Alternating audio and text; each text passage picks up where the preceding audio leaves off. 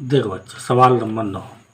यदि एक मात्रक सदिश ए के लिए सदिश एक्स माइनस सदिश ए डॉट प्रोडक्ट सदिश एक्स प्लस सदिश ए बराबर 12 हो तो सदिश एक्स का मापांक ज्ञात करना है।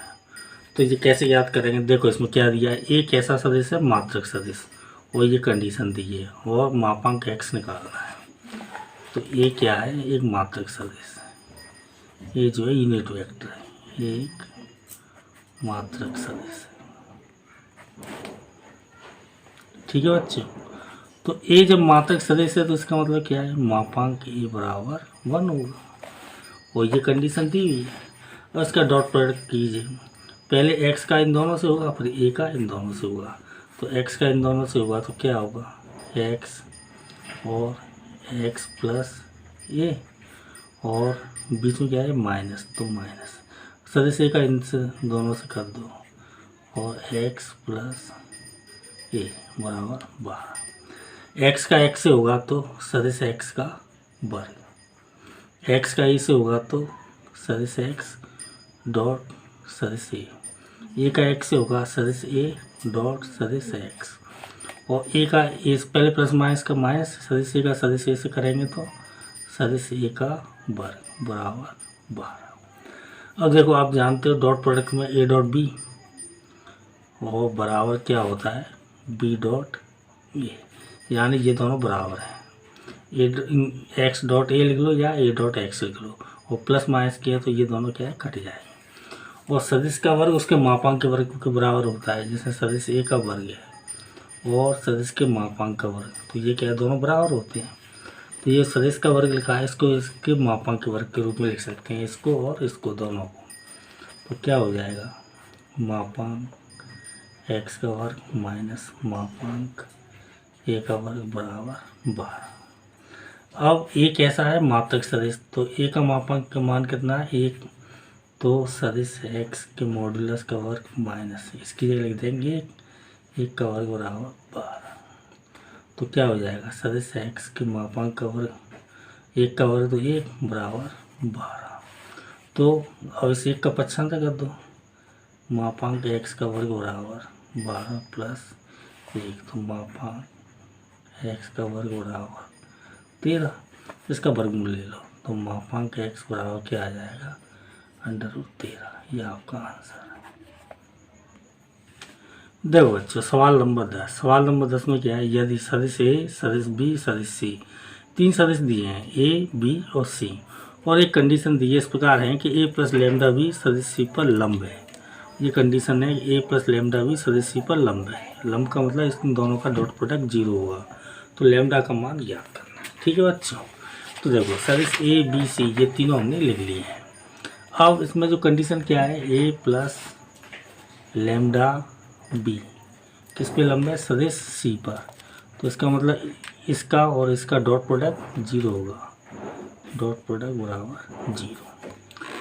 तो देखो ए प्लस लेमडा बी, पहले इसका मान निकालो। ए ये है, बी ये है, तो बी में किसका गुणा होगा? लेमडा का। तो ए यानी 2i plus 2j plus 3k।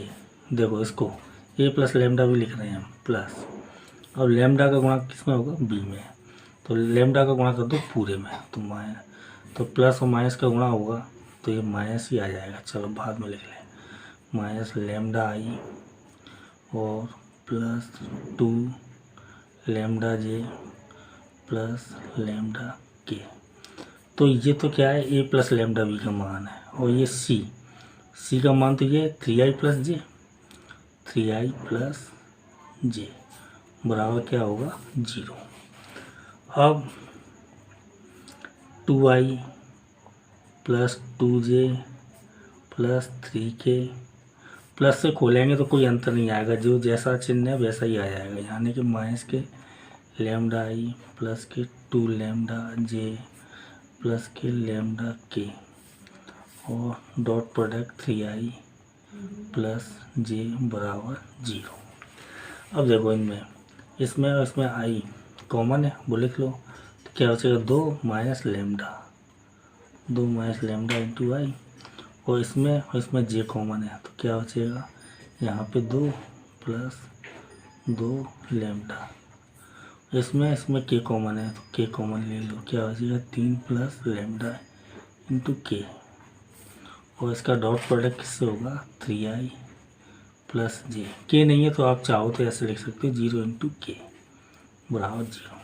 तो डॉट प्रोडक्ट आप जानते हो, आई का आई के साथ, जे का जे के साथ, के का के के साथ, तो क्या हो जाएगा इसका 3 से गुणा होगा, 2 माइनस लैम्डा का 3 से, तो 3 दूनी 6 और 3 का लैम्डा करेंगे माइनस के 3 लैम्डा।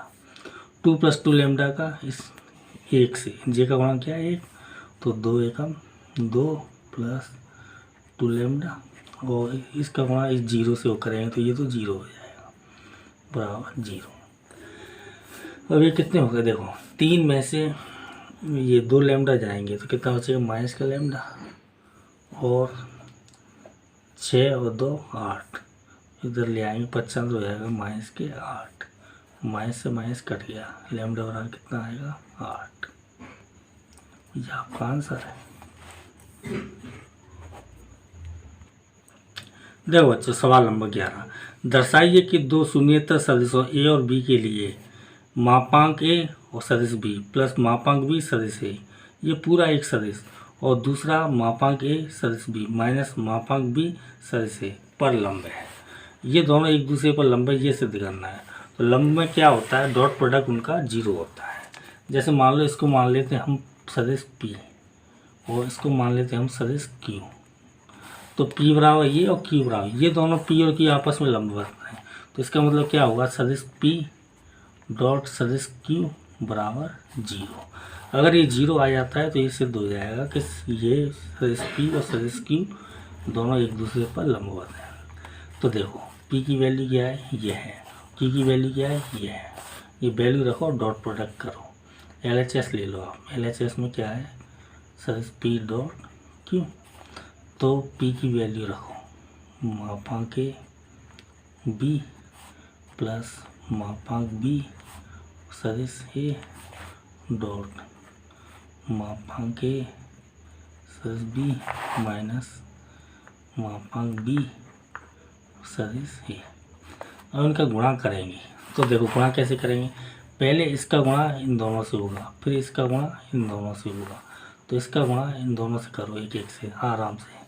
इसका गुणा पहले हम इससे करेंगे, तो मापांक ए और मापांक ए, तो मापांक ए का क्या हो जाएगा वर्ग हो जाएगा, तो क्या आएगा मापांक ए का वर्ग, और सदिश बी और सदिश बी, तो यानी कि सदिश बी का वर्ग, और इसका गुणा इससे करना है, तो मापांक ए और मापांक बी और बी डॉट ए, तो क्या आ जाएगा प्लस और माइनस का गुणा होकर माइनस मापांक ए और मापांक बी और सदिश बी डॉट सदिश ए।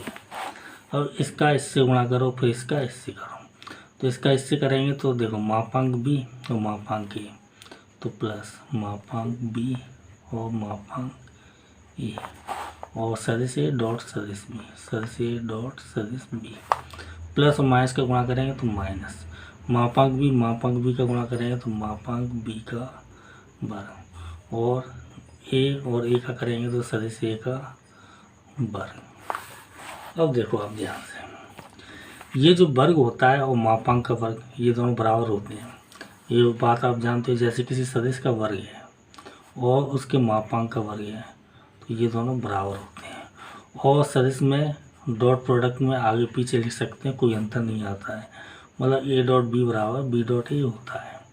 और इसके हिसाब से क्या हो जाएगा देखो, ये सदिश ए के मापांक का वर्ग है तो इसको आप लिख सकते हो सदिश ए का वर्ग, और ये बी का वर्ग है ही, तो इसको आप लिख लो सदिश ए का वर्ग, और ये क्या है सदिश बी का वर्ग माइनस ए बी बी ए, देखो मापांक ए मापांक बी बी ए और ए बी, तो ये तो दोनों बराबर होते हैं, और यहाँ पे क्या है चिन्ह उल्टा है, यानी कि ये दोनों बराबर है आपस में कट जाएंगे।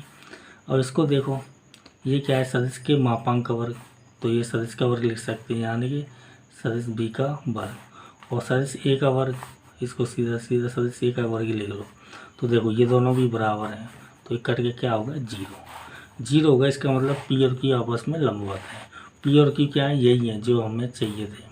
ये दोनों को लंबवत सिद्ध करना था, तो लिख दो था पी और क्यू परस्पर लंबवत है। वो पी और क्यू किताब में दिए नहीं है, तो यहाँ पे लिख देना मान, ये पी ये क्यू, यही सिद्ध करना था हैंस।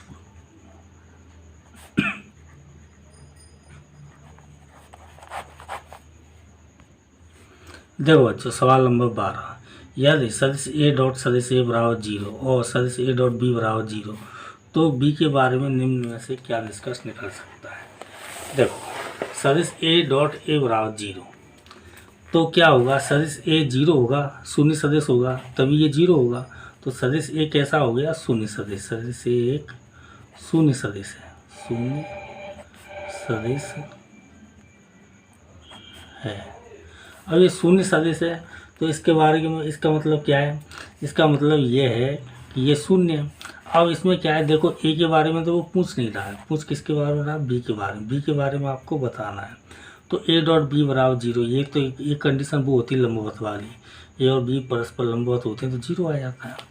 अब ये तो इसमें 0 है, तो ए का मान 0 रखेंगे, तो 0 को रखेंगे तो ये कुछ भी हो, ये 0 तो आना ही है। देखो 0 का 0 से गुणा करते हैं तब भी 0 आता है, 0 का किसी और संख्या से गुणा करेंगे तब भी 0 आएगा।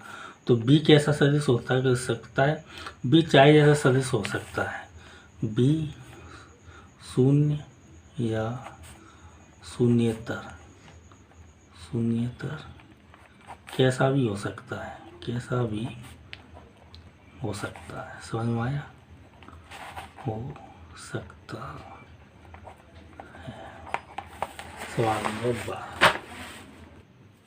सवाल नंबर 13 देखो, यह सदिश ए बी सी मात्रक सदिश है। मात्रक सदिश का मतलब क्या है कि इनका परिमाण 1 है। सदिश ए का परिमाण 1, सदिश बी का परिमाण 1, सदिश सी का परिमाण 1, और इस प्रकार है कि A plus B plus C बराबर 0 है। तो A dot B plus B dot C plus C dot A का मान ज्ञात करना है। तो देखो बच्चों, जो इसमें दिया है वो हमने लिख लिया है। सदिश ए बी सी मात्रक सदिश है, जिसका मतलब इन तीनों का परिमाण 1 1 के बराबर है। तो मापांक ए बराबर 1, मापांक बी बराबर 1, मापांक सी बराबर 1। सदिश ए प्लस बी प्लस सी बराबर 0, ये भी दिया है और इसका हमें मान ज्ञात करना है। तो जो दिया है इसको लिख लो। क्या दिया है, सदिश ए प्लस सदिश बी प्लस सदिश सी बराबर 0। ठीक है बच्चे, शून्य सदिश, तो इसके ऊपर भी सदिश लगाया करो। एक काम करो आप, इसमें क्या है, वर्ग कर दो, दोनों ओर वर्ग करने पर, दोनों ओर वर्ग करने करोगे तो देखोगे ये आपका सवाल हो जाएगा, दोनों ओर वर्ग करने पर।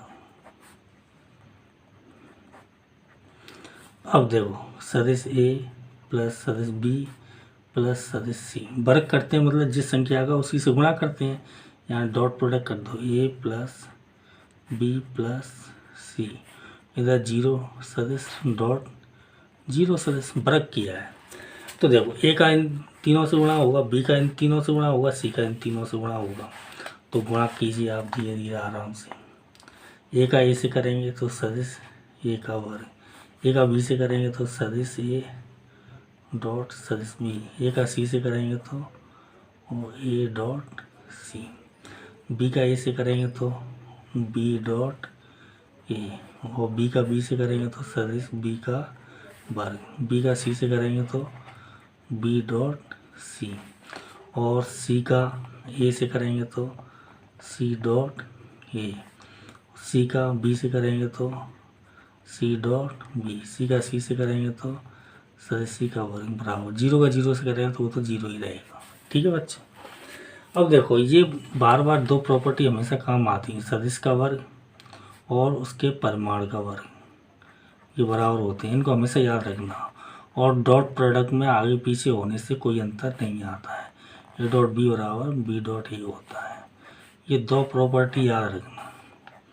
देखो, और ये सदिश ए लिखा है, ए का वर्ग, बी का वर्ग, सी का वर्ग, इन तीनों को परिमाण के वर्ग के रूप में लिखेंगे। क्यों लिखेंगे, क्योंकि इनका परिमाण 1 है, तो हमारा काम निकल जाएगा।